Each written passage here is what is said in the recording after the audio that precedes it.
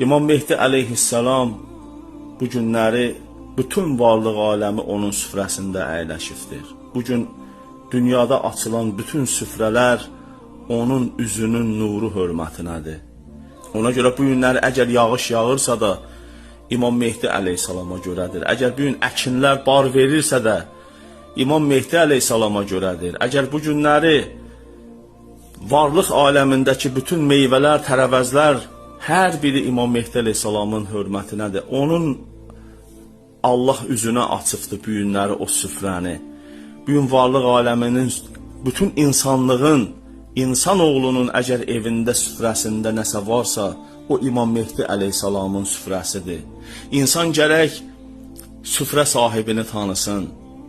İnsan gərək süfrənin sahibinin kimliyini öyrənsin. Əssəlamu aleykə ya eynəl həyat. Salam olsun sənə ey həyat bulağı. Salam olsun sənə ey həyat çeşməsi.